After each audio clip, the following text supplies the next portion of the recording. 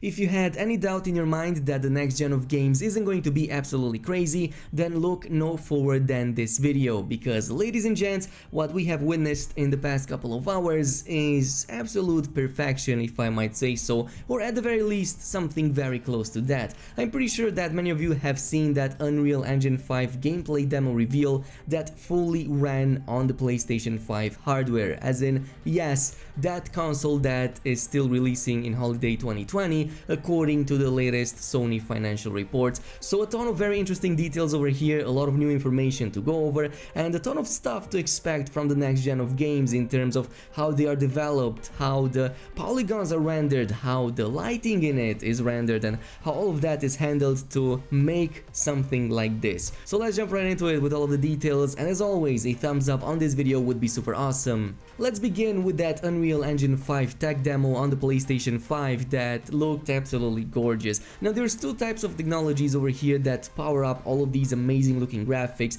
and one of them has to deal with geometry and how it is rendered in game.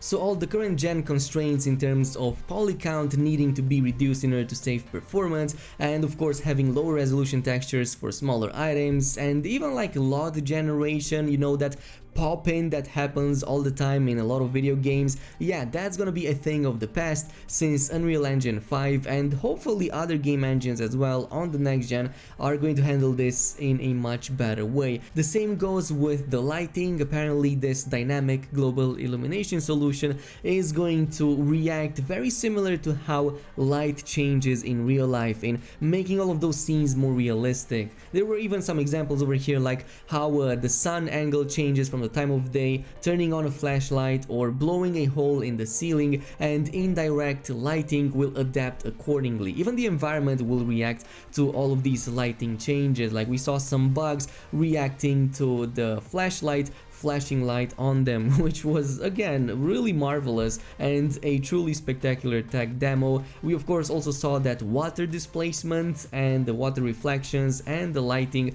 penetrating the water, making it look very realistic, very next gen, and I definitely like it a lot. But I do have a disclaimer, and that is, don't expect all of these changes to happen immediately. Unreal Engine 5 is still planned for 2021 plus, so just like the current gen of games, expect at least 1 or 2 years after the next gen releases before we actually get to see all of these amazing technologies transpiring into the games. It's also very likely that other gaming companies are going to implement similar features to their games engines on the next generation. Like, I'm really curious to see a new God of War on the PlayStation 5 and how amazing it might look, considering that God of War 4 already looked like a masterpiece on the PS4. And this doesn't even begin to describe my anticipation for Spider-Man 2 on the PS5, especially from that point of view of the movement speed that we also saw in the gameplay trailer. Now just imagine that we had Spider-Man 2 on the PS5 right now, and Spidey could reach similar speeds as this character in this demo right here, just swinging by New York City at those top speeds, making things look even more crazy than ever before, and not suffering any performance issues due to the HDD being too slow or not having enough read and write speed. So definitely something that I'm looking forward to. Anyway, on to the PlayStation 5 news. I'm pretty sure that many of you have wondered yourselves what's going to happen with the PlayStation 5 release, especially given the circumstances of the past few months, with everything being so uncertain, with everything being delayed and postponed.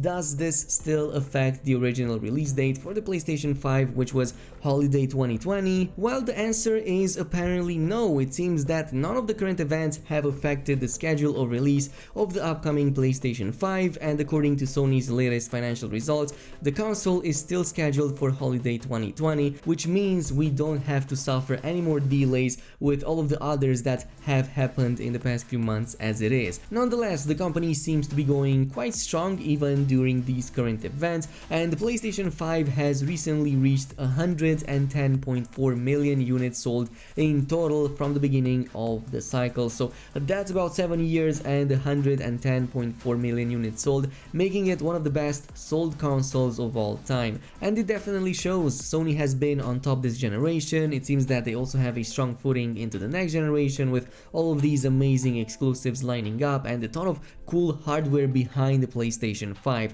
Speaking of which, let's go over some other hardware talk, since every week seems to be praising that SSD tech behind the PlayStation 5, but apparently there's more details from Epic's CEO himself, who has worked very close with Sony in developing that Unreal Engine 5 with the next generation of games in mind. According to Tim Sweeney, the CEO behind Epic, the storage architecture on the PS5 is so far ahead of anything you can buy on anything on PC for any amount of money right now. It's going to help drive future PCs. The PC market is going to see this thing ship and say, oh wow, SSDs are going to need to catch up with this. And I totally agree. I totally see this influencing the way PCs in general are going to handle their hardware, especially that SSD tech, and I'm really curious to see how this is going to drive up development for PC games as well. In fact, many of the shortcomings and limitations of so many games that we have seen releasing this past generation was a result of them also launching on the consoles, with of course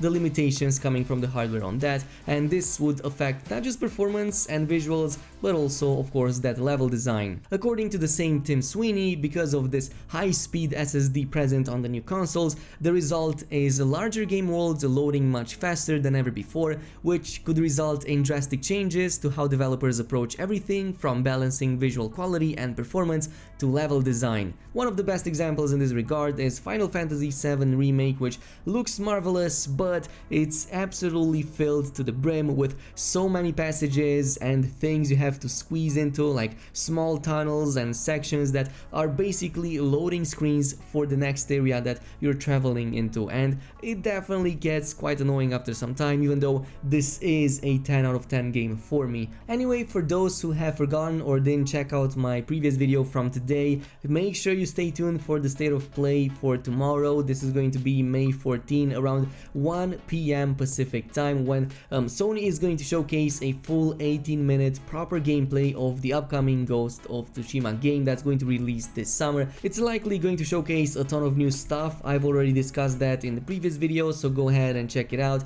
I'm showing my anticipation for this gameplay, going over a few of the things that they might showcase during it, as well as a few things on my wish list that I did want to see in a while but were never shown in any of the previous gameplay trailers or footage. Nonetheless, there's also one subject that I want to cover last, and that is the fact that the Mafia trilogy is getting a full-on remake slash remaster. Basically, Mafia 1 is going to get a full-on remake, as in the game is going to be redeveloped, of course, to the current gen graphics, maybe actually even better, as you can see from these screenshots right here that can be found on the official Microsoft Store. It looks absolutely gorgeous. I'm pretty sure that there's going to be new mechanics that were never seen before in the Mafia 1, in the old one that we had back in the days. Like, there's one bench right here with these weapons. I'm not really sure if we had any like weapon inspecting or weapon crafting or anything that does with modifying weapons in Mafia 1. I'm pretty sure that we didn't, though.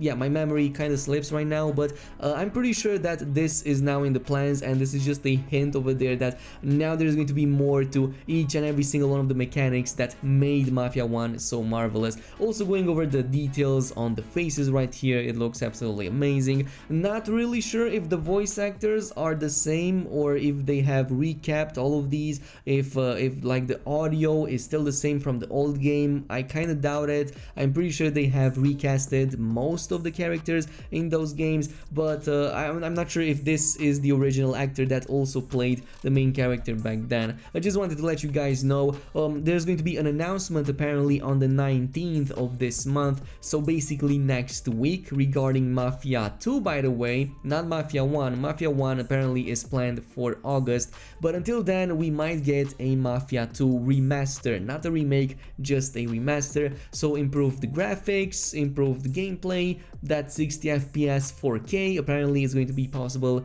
on the Series X. It's also very likely that we're going to get all the cut content from any of these games, maybe even like the full-on every single DLC in one single package. Anyway, this is it with all of the announcements. I hope you guys enjoyed this video. Now let me know down below which one of these was the most exciting news for you. Was it the gameplay demo for the PS5?